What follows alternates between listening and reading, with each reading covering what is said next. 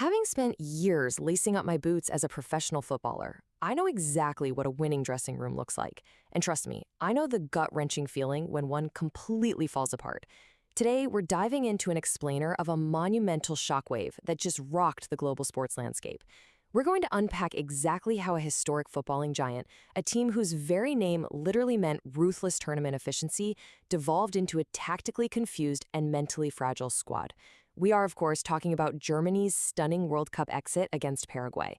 It was an upset that busted brackets all over the world. But as we peel back the layers of this defeat from a player's perspective, you'll see this wasn't just a bad bounce of the ball. It was the climax of deep-rooted, systemic failures. Okay, let's dive into this with a number that, frankly, just defies belief. 3.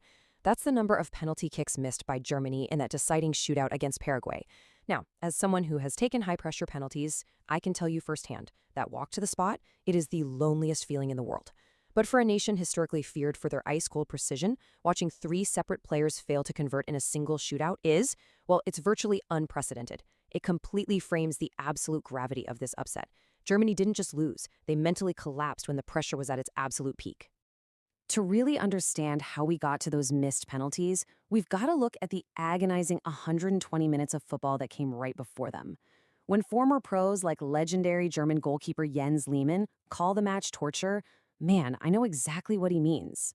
Watching from the stands or the studio, former professionals were basically watching a national team crumble on the world stage without any clear strategy. There was a glaring lack of coherent team chemistry. The players looked totally disconnected, just moving without purpose. And it resulted in an incredibly labored, one-dimensional performance against a super defensive Paraguayan side. So here's our roadmap for this explainer. First, we'll look at the shift from powerhouse to mediocre. Then, tactical blunders and squad selection. Third, the clash of data versus intuition. Fourth, shootout pressure and mental collapse. And finally, fixing the development pipeline. All right, part 1, powerhouse to mediocre. Let's start by looking at how the mighty have fallen. The contrast between the ruthless efficiency of the old Germany and the fragile state of this current team is just staggering. For decades, playing Germany in a knockout tournament was the ultimate test of endurance, and nowhere was that dominance more terrifying than in penalty shootouts. Before this match, Germany boasted a flawless 4-for-4 penalty shootout record at the World Cup. There was even this old saying, football is a simple game where 22 men chase a ball for 90 minutes, and at the end, the Germans went on penalties. But that aura of invincibility, that psychological edge they held over everyone before a single kick was even taken, was completely shattered against Paraguay. And we really need to emphasize here, this isn't just a one-off bad night at the office. This result confirms a steep descent into mediocrity. This marks Germany's 3rd consecutive World Cup exit before the quarterfinals. We're looking at a team that literally hasn't made a deep tournament run since they won the whole thing back in 2014. As a former pro, looking at the consistency of these early exits, it points straight to structural and tactical rot within the setup, rather than just an unlucky bounce of the ball. Moving on to part 2, tactical blunders and squad selection. This brings us down to the touchline. We really need to zero in on the specific decisions made by head coach Julian Nagelsmann, because we have to ask, did the head coach's choices actively, negatively impact player performance? Well, first off, he benched Jamal Musiala, arguably their most dynamic, creative problem solver. Then, he kept shoehorning Joshua Kimmich in at right back, even though Kimmich is a natural, game-dictating midfielder. Later, when they desperately needed precise wide delivery to break down Paraguay's block, he actually subbed off his best creative wingers, Leroy Sane and Florian Wirtz. And finally, he brought on an inexperienced defender, Waldemar Anton, whose slight obstruction on the goalkeeper led to Germany's only goal being controversially disallowed. And this brilliantly illustrates how these squad selection blunders didn't just choke out the creative midfield flow, they completely destroyed the team's natural chemistry. The coaching staff flat out failed to provide the necessary tactical depth. Former professionals watching the game were left absolutely baffled by these choices. Jens Lehmann bluntly stated that Nagelsmann never found the right blend and failed to pick the right players for the right positions. You see, when an inexperienced coaching staff prioritizes a rigid, overanalyzed system over fielding a cohesive, well-drilled unit in their natural roles, communication just breaks down on the pitch. The chemistry was visibly absent, and the tactical adjustments seemed to create chaos and confusion rather than giving actual solutions to the players out there sweating on the grass. Which leads us to part 3, data versus footballing intuition. This tactical confusion feeds perfectly into the philosophical conflict at the very heart of modern sports, the nerds versus jocks debate regarding coaching styles. We are evaluating the very real risks of prioritizing analytical data over intuitive on-field leadership. On one side, you have the modern approach represented by Nagelsmann, a coach who never played at the highest professional level, heavily reliant on data, rigid systems, and micro-analyzing every single movement. On the other side, you have the traditional model Germany used for decades. Back in my era, staffs were filled with veteran players who had a feel for the game that data simply cannot replicate. They relied on intuition, feeling the emotional rhythm of a match, and having the first-hand experience to guide players through the microscopic details of high-pressure moments. So the crucial point is, former pros argue this critical first-hand experience is now entirely missing from the German setup. French World Cup winner Franck Leboeuf delivered a pretty scathing and partial critique of this modern trend, famously stating, "We have to stop having nerds dictating the football." His argument is that treating this sport like a heavily scripted basketball play strips players of their natural intuition. When young analytical coaches clash with traditional leadership development styles, players can become like over-instructed robots. They lose the ability to naturally problem-solve on the fly, which is absolutely vital when a strict tactical game plan inevitably falls apart in knockout football.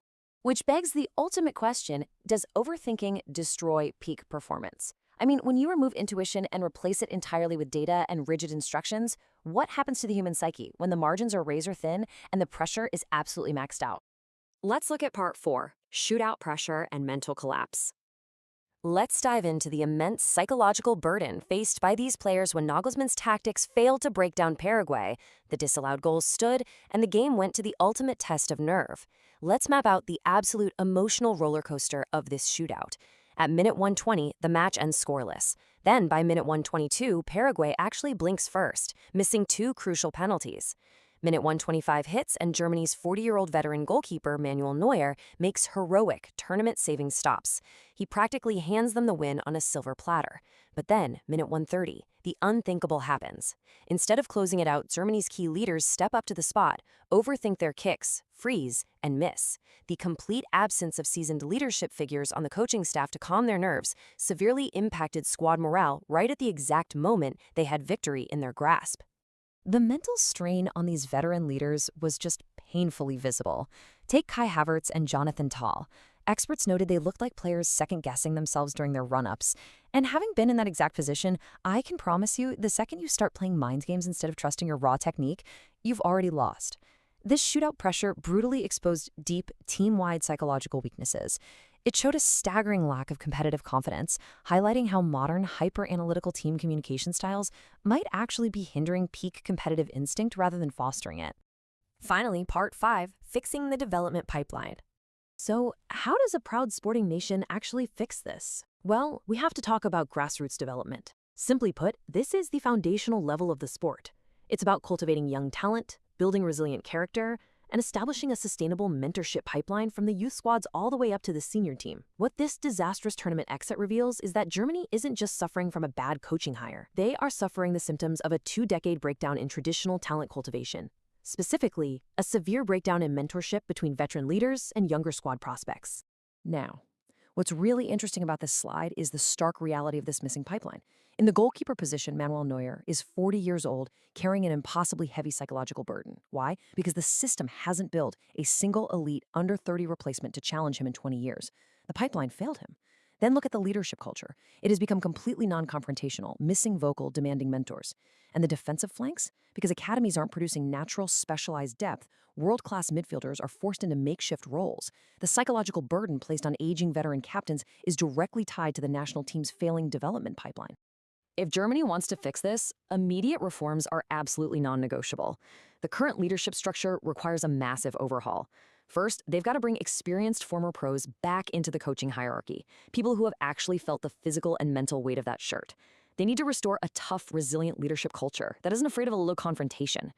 They must fix the grassroots academies to prioritize producing specialized positions rather than just versatile, data-friendly athletes. And lastly, they have to actively rebuild that traditional mentorship bond between veterans and youth to pass down that winning intuition. Which leaves us with this final, provocative thought to ponder.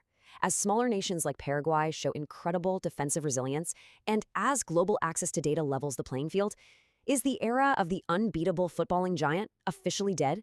Has systemic overthinking and modern analytical parity permanently destroyed the aura of the sport's traditional superpowers?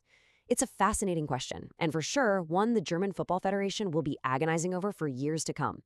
Thank you for joining me for this explainer. I hope this helped clear up exactly what went wrong out there on the pitch. Keep learning, and I'll catch you on the next one.